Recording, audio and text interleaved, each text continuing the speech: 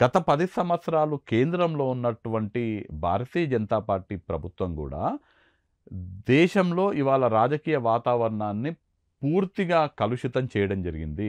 దేశంలో భారతీయ జనతా పార్టీ అధికారంలో ఉన్నప్పటికీ మహబూబ్ నగర్ లోక్సభ నియోజకవర్గానికి కేంద్ర ప్రభుత్వం నుంచి తీసుకొచ్చినటువంటి ఏ ఒక్క ప్రాజెక్ట్ అన్నా చూపించండి. మీరు తీసుకొచ్చినటువంటి నిధులు ఏమన్నా ఉంటే చూపించండి. మీరు హామీ ఇచ్చినట్టుగా పాలమూరు రంగారెడ్డికి జాతీయ హోదా కల్పిస్తా అని చెప్పిన ఎక్కడ పోయింది జాతీయ హోదా అని ఇవాళ గ్రామాలకు పోతే భారతీయ జనతా పార్టీని ప్రజలు ప్రశ్నిస్తున్నారు. మీరు 10 ఏళ్ళ అధికారంలో ఉన్నారు, ఏం చేసినారు మహబూబ్ నగర్ లోక్సభ నియోజకవర్గానికి అని వాళ్ళు ప్రశ్నిస్తున్నారు. ఇవాళ ఊర్లలోకి పోతే మహిళలు ప్రశ్నిస్తున్నారు. గతంలో కాంగ్రెస్ పార్టీ అధికారంలో ఉన్నప్పుడు మా సిలిండర్ ధర 400 ఉండేది. భారతీయ జనతా పార్టీ కేంద్రంలో అధికారంలోకి వచ్చినాక 1200 అయింది సిలిండర్. ఇవాళ మళ్ళీ ఒకసారి మేము చేగుర్తు కోటేసి రాష్ట్రంలో రేవంత్ రెడ్డిని ముఖ్యమంత్రి చేసి కాంగ్రెస్కి అధికారంకి ఇస్తే బీజేపీ ప్రభుత్వం ఉన్నప్పుడు 1200 ఉన్న సిలిండరు ఇవాళ మళ్ళీ 500లకు తగ్గిపోయింది. అంటే కాంగ్రెస్ అధికారంలో ఉంటే 400 ఉంటుంది, బీజేపీ కేంద్రంలో అధికారంలోకి వస్తే 1200 అవుతుంది. మళ్ళీ రాష్ట్రంలో మేము కాంగ్రెస్ పార్టీకి అండగా నిలిస్తే 1200 ఉన్న సిలిండర్ని 500కి రాష్ట్ర ప్రభుత్వం తీసుకొచ్చింది. మీకు మేము ఎందుకు ఓటేయాలని భారతీయ జనతా పార్టీని వాళ్ళ మహిళలు ప్రశ్నిస్తుండ్రు. యువకుల దగ్గరికి ఎక్కడికి పోయినా కానీ నరేంద్ర మోడీ సంవత్సరానికి 2 కోట్ల ఉద్యోగాలు ఇస్తా అని చెప్పి మా యువకులను మోసం చేసిండ్రు. బీఆర్ఎస్ పార్టీ ఇంటికొక ఉద్యోగం అని మోసం చేసిండ్రు. కాంగ్రెస్ పార్టీ అధికారంలోకి వచ్చి 3 నెలలు కూడా కాలేదు, 32,000 ప్రభుత్వ ఉద్యోగాలని భర్తీ చేసిండ్రు రేవంత్ రెడ్డి నాయకత్వంలో. కాబట్టి మేము కాంగ్రెస్ పార్టీకి ఓటేస్తామని చెప్తున్నారు. మా ప్రాంతానికి 1 ఎకరానికి కూడా నీళ్లు తీసుకురాలేదు. గత 10 సంవత్సరాలు రాష్ట్రంలో కేంద్రంలో పాలించిన వాళ్ళు ఇవాళ అధికారంలోకి వచ్చి 100 రోజులు కూడా కాలేదు. నారాయణపేట్ కొడంగల్ ఎత్తిపోతల పథకాన్ని తీసుకొచ్చిండ్రు. సంగంబండ బండ పగలగొట్టబోతున్నారు. పాలమూరు రంగారెడ్డి ఎత్తిపోతల పూర్తి చేస్తా అని ముఖ్యమంత్రి రేవంత్ రెడ్డి గారు హామీ ఇస్తున్నారు. కాంగ్రెస్ పార్టీ మన్నిచ్చినటువంటి హామీలన్నీ కూడా నెరవేరుస్తున్నారు. మహిళలందరూ కూడా ఇవాళ ఫ్రీగా బస్సులలో ప్రయాణం చేస్తున్నారు.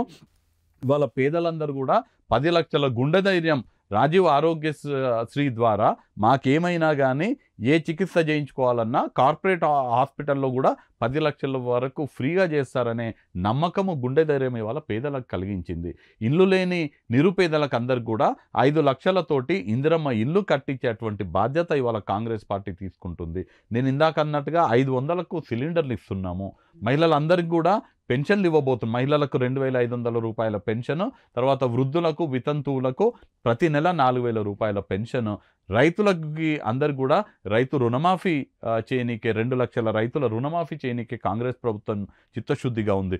200 యూనిట్ల లోపు విద్యుత్తుని వినియోగించుకునే ప్రతి పేదలకు ఫ్రీగా విద్యుత్ ఇచ్చేటువంటి కార్యక్రమం కాంగ్రెస్ ప్రభుత్వంలో నడుస్తుంది.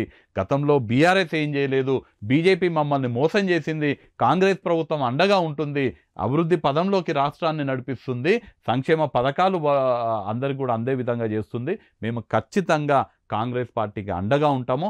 మరీ ముఖ్యంగా మా జిల్లా వ్యక్తి రేవంత్ రెడ్డి గారు ఇవాళ ముఖ్యమంత్రిగా ఉన్నారు.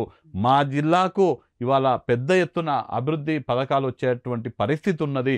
1000 కోట్లలో ఇవాళ నిధులు మహబూబ్ నగర్కి తీసుకురావచ్చు. మా వ్యక్తి అయినటువంటి మా బిడ్డ రేవంత్ రెడ్డి గారి బలాన్ని ఢిల్లీలో పెంచాలంటే మేము మా ఎంపీని అత్యధిక మెజార్టీతో గెలిపించాలని ఇవాళ మహబూబ్ నగర్ ప్రజలు చిత్తశుద్ధితో ఉన్నారు. ఖచ్చితంగా మంచి మెజార్టీతో కాంగ్రెస్ పార్టీ అభ్యర్థి అయినటువంటి వంశీచంద్ రెడ్డిని మహబూబ్ నగర్ లోక్సభ ప్రజలు గెలిపిస్తారు.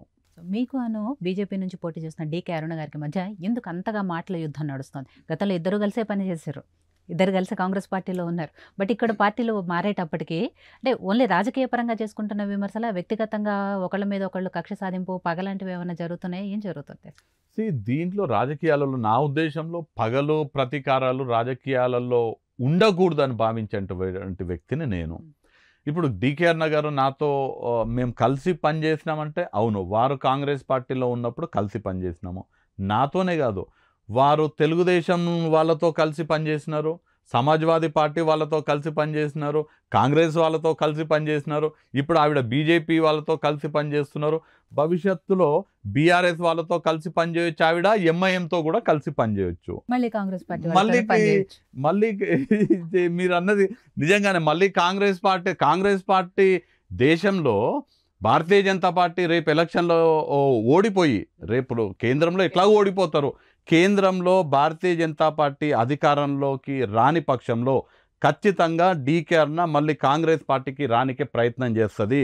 కాంగ్రెస్ పార్టీ తలుపులు తట్టే ప్రయత్నం ఖచ్చితంగా డీకే అరుణ చేస్తుంది. ఎందుకంటే 2000 కాంగ్రెస్ పార్టీ అధికారంలో ఉన్నప్పుడు కాంగ్రెస్ పార్టీలో ఉన్నారు ఆవిడ. కాంగ్రెస్ పార్టీ అధికారంలో 2014 అధికారంలో నుంచి పోయిన తర్వాత ఆవిడ 2014 ఎమ్మెల్యే అయినరు. మళ్ళీ 19లో కాంగ్రెస్ పార్టీ అధికారంలోకి వస్తుందేమో, వస్తే నేను మంత్రి అవుతానేమో అనేటువంటి ఆశతో 14 నుంచి 19 వరకు కాంగ్రెస్లో ఉన్నారు. ఉండి తమ్ముడిని బీఆర్ఎస్లోకి పంపించేసింది. నువ్వు అటు పో, అక్కడ ఏమన్నా ఉంటే నువ్వు చూసుకో, ఈ కాంగ్రెస్ వస్తే నేనుంటా, బీఆర్ఎస్లో నువ్వు ఉంటావని తమ్ముడినేమో బీఆర్ఎస్కి పంపించేసింది. 19లో ఎప్పుడైతే కాంగ్రెస్ అధికారంలో రాష్ట్రంలో కేంద్రంలో రాలేదని స్పష్టత వచ్చినాక ఇక ప్రతిపక్షంలో ఉండడం ఆమె వల్ల కాలేదు. మా కాంగ్రెస్ పార్టీ నుంచి ఎంపీగా పోటీ చేయమంటే నాకు 15 కోట్లు ఇస్తే పోటీ చేస్తా అని చెప్పడం జరిగింది. మాకు ఆ రోజు ఆ అవకాశం లేనప్పుడు ఇమీడియట్గా భారతీయ జనతా పార్టీకి పోయింది. రేపు భారతీయ జనతా పార్టీ ఓడిపోయి కాంగ్రెస్ పార్టీ రాష్ట్రంలో అధికారంలో ఉంది, కేంద్రంలో అధికారంలోకి రాబోతుంది. ఖచ్చితంగా కాంగ్రెస్ పార్టీ తలుపులు ఖచ్చితంగా డీకే అరుణ గారు తట్టుతారు. మీరు తీస్తారా తలుపులు? తీస్తారు. ఇది కాంగ్రెస్ పార్టీ నిర్ణయిస్తుంది. జనరల్గా అంటే అట్లాంటి వాళ్ళని మేము మాత్రం ఎంకరేజ్ చేయము. గతంలో ఏ విధంగా అయితే కాంగ్రెస్ పార్టీ ద్వారా లాభ పొంది కాంగ్రెస్ పార్టీ కార్యకర్తలు కష్టపడితే కాంగ్రెస్ పార్టీ గుర్తు మీద చేయి గుర్తు మీద పాన్గల్ జెడ్పీటీసీగా గెలిచి గద్వాల ఎమ్మెల్యేగా గెలిచి కాంగ్రెస్ పార్టీ ఆశీర్వదిస్తే ఎంపీ అయ్యి అనేక పదవులు పొంది ఇవాళ ఆమె స్థాయికి కారణమైనటువంటి కాంగ్రెస్ పార్టీకి వెన్నుపోటు పొడిచి కాంగ్రెస్ పార్టీ కార్యకర్తలకు వెన్నుపోటు పొడిచి మమ్మల్ని మోసం చేసిన వాళ్ళని మేము ఖచ్చితంగా దూరం పెడతాము.